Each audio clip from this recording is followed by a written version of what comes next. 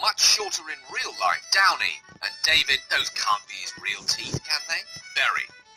On today's show, we scale the dizzying heights of the Outlander mountain range, braving avalanches and the loss of extremities to find the frozen, yet oddly perfectly preserved body of a stone-cold Outlander favourite.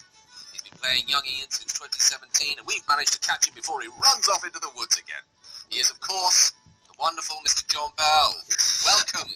Hello, Tim. Hi, David. Thank you so much. Good morning. Absolute pleasure. How are you? How are you in your far-flung climes? I'm doing just fine, yeah.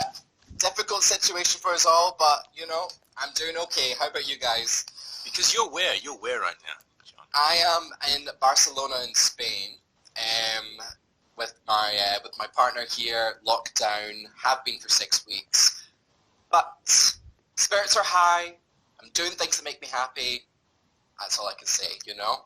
We aim to make you happy here, don't we, Tim? Exactly. And talking of things that make you happy, we are going to do which has become a tradition, I feel, is to read a scene. Now, this time, we have chosen the scene because, now, I don't know if you know this, but David and I never watch anything that we're not in.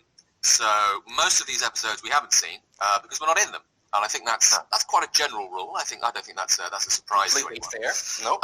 David suggested this particular scene, and having not seen it, I thought, well, if it's got young Ian in it and Roger, it's going to be a bit of fun. It's going to be fun. I mean, fun. It's going to be fun. It's going to be fun. Absolutely. Unless I'm misreading this, which I don't think I am. I think I've hit the nail on the head here. It's going to be light-hearted. It's going to be quite jovial. So I thought what we would do is approach this scene in that vein, unless I've massively misread it, and I don't think I have with my years of experience. I think I've really gone down the right route here. So we're going to approach this particular scene. It's a two-hander between young Ian and Roger, and then obviously the stage directions, the painting of the scene will be done by myself, and I'll give you a few little tips. You're going to take the reins here, Tim. Okay, I'll take the reins. All right. Yeah, just to kind of guide you. Having not seen the scene, I'm assuming what I'm going to do is almost a carbon copy of exactly what happened on the day. That's just, and that's not arrogance. I'm coming at this very cold, so I never read these scenes in advance. So I'm going to be relying a lot on your direction. Absolutely, I think that's fair enough. So, John, it's obviously your scene. Would you like to take your character? Would you like to mix it up a bit? Would you like to be Roger? Give us a Roger. I think I'll stick with Ian because I want to give a bit of my mohawk too. Oh yes, lovely. That's what I was hoping for.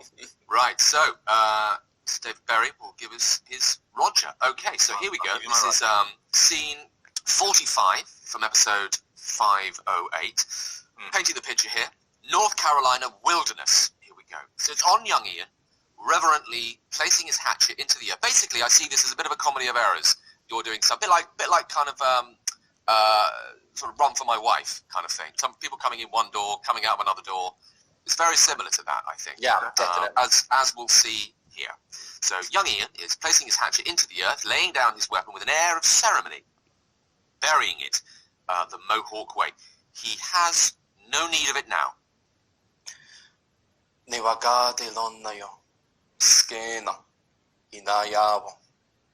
I pray for peace. And that's real Mohawk. That is real Mohawk from the Mohawk Language Preservation Society. Yeah. Really? You learned that. Mm-hmm. Fascinating. How much Mohawk did you have to? Did you just learn the bits that you have, or did you go into it a bit more? I've done a bit of work on the Mohawk language. Yeah, I wanted to make sure that it came across as best as I possibly can. You know, this is obviously a culture that we want to celebrate in the show. So yeah, I got in contact with via some of the First Nation guys that came over in season 4. They hooked me up with the Mohawk Language Preservation Society. So I have lots of online resources when it comes to learning this language and understanding the basics of it. So I've done a bit of work, obviously, and yeah, just it's fun, isn't it? You know, to learn these things. Do you speak any other languages, John? Well, I'm here in Spain, obviously, so I've been trying to pick up my Spanish, and it's been going pretty well. I mean, I can ask, do you have hand sanitizer now? Which is very important.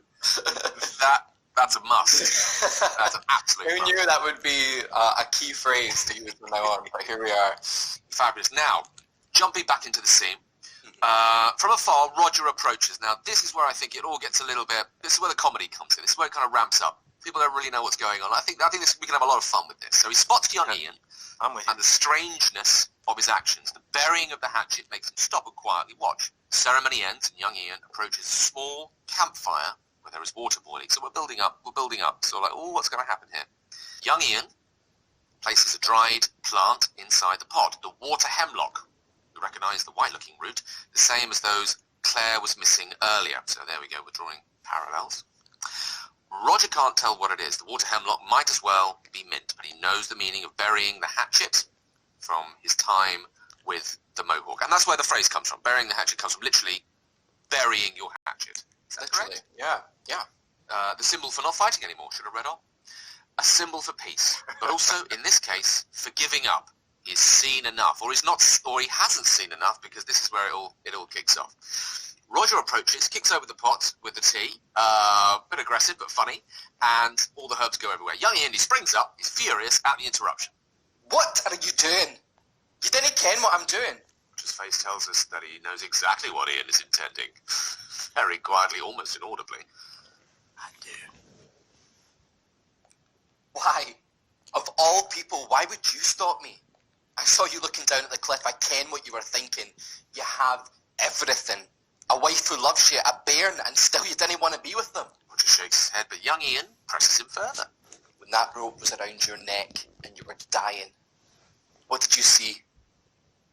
What did you see in the darkness? What did you see?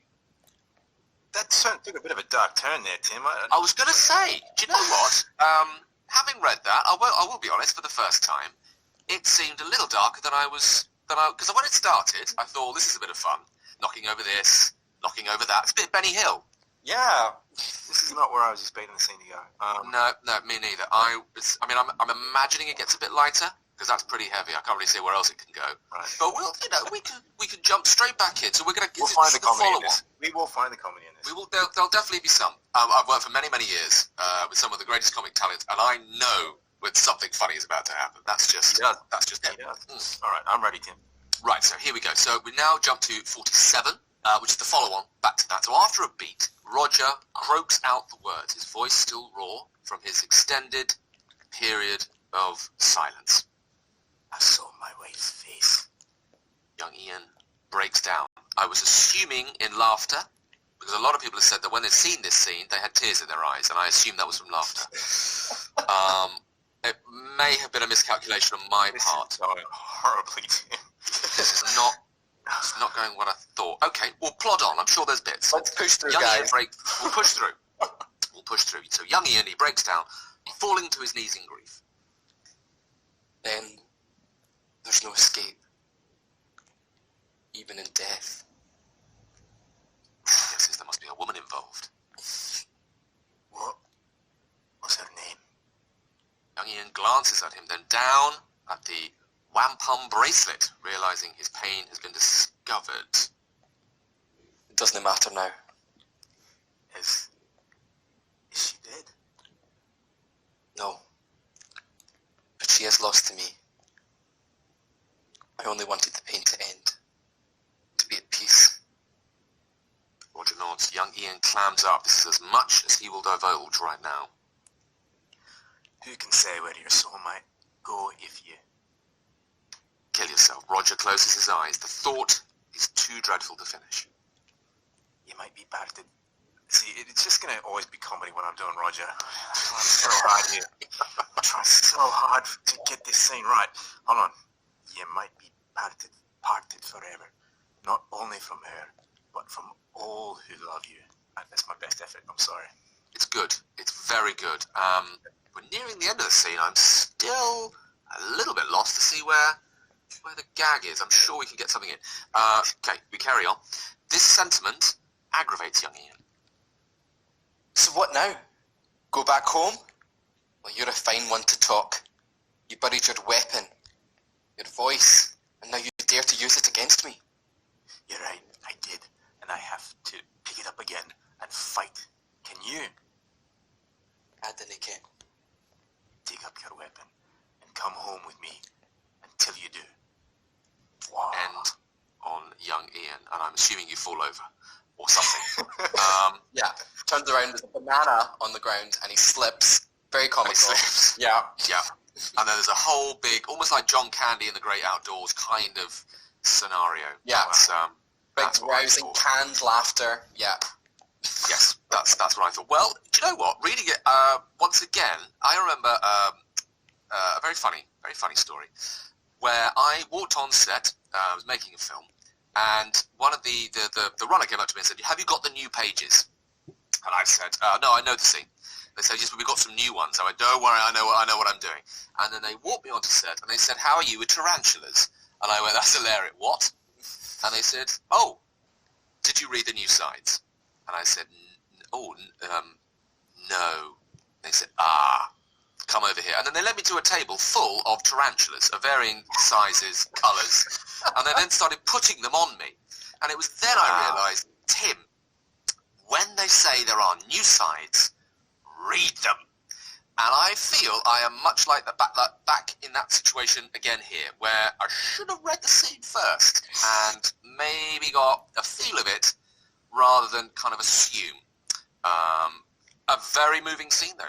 Absolutely. It is a very moving scene. Yeah, it is a wonderful scene. Yeah. This is like the emotional climax of young Ian's whole return here, you know. And I'm so happy the way it came out. You know, this was such a generous scene because, you know, we were really allowed to go as much as we wanted, me and Richard at the time, at each other. And I can also remember being quite nervous about it because, you know, as you know, it is the emotional moment. But Stephen, the director for us on that block, you worked with Stephen on 07, right? Yeah. Yes. Yeah, he was just able to tell me exactly what I needed to hear right at that moment, which was just trust your instincts. You don't need to show us everything, but, you know, trust yourself. And when somebody can really pinpoint and say exactly what you needed to hear at that time for you to get the best performance, it was amazing. So, yeah, I was really pleased with that scene. As much as it may not be the cheeriest, that I am proud of it. Good. I mean, did you get much rehearsal for it, or was it very much sort of, you get there, you're on the day, play it out between the two of you and find something? Yeah, there was a bit of stunt rehearsal beforehand, which always allows you to kind of feel the emotional intensity where you want it to go. And then on the day, it was me and Richard. We'd been filming for a long time, just us two, doing all of our camping stuff. And this scene was coming on later, so we'd already kind of built up what we needed to know, so that when we came in here, we came in really just giving it loudly, and pulling back or playing with it as much as we could on the day. So yeah, it was a fun day. Tim, I don't want to make you feel too embarrassed about what just happened here. You completely misread the situation. Yeah. But one of the things I love most about this scene is how it goes against all our expectations of what we have come to love about young Ian. And his return should be a real joyful thing. And I think, there's so many reasons I love this scene. One of the things I love most about it, as I think we're getting into, is how it forces us to confront these issues of mental health through young Ian. It's like we're placing two opposites next to each other. There's this sort of wonderful bait and switch where we all think that Roger is on this path towards suicide, but then to our surprise, it turns out to be Ian, a character who I think we've typically come to associate, with good humor, optimism, and youth. John, the smile you give at the end of season 4 after running the gauntlet, I think has to be up there as one of the most joyful moments in Outlander history. And that was them just telling me we have one more take left, and that's it. You can go. Right. What's even more interesting to me is that the character himself, Ian, is played by you. It doesn't take much for John Bell to crack a smile, and the meeting of these two opposites, the great depression that young Ian has and joyful exuberance, it's so confronting and surprising, and I think that's exactly the point. Mental health is complex. It's one of the biggest pitfalls of suicide prevention. It's how unexpected it can seem, especially in someone so full of life, or the person with the biggest smile in Outlander. So I'm wondering, John, what are your thoughts here? Did it surprise you that Ian was having these dark episodes? Yeah, as you were talking about, you know, young Ian has been seen constantly as this sort of, I would say, someone that just exudes joy, you know, to everyone. And here he is in such a broken place. Now, I think I was talking to my mum about this last night, actually, and we were talking about significant emotional events, you know, and these being the sort of things that can change people or affect people forever. And Ian has gone through so much in his short period of being on the show in his life, that it's incredible that he's actually been able to keep this strong for so long.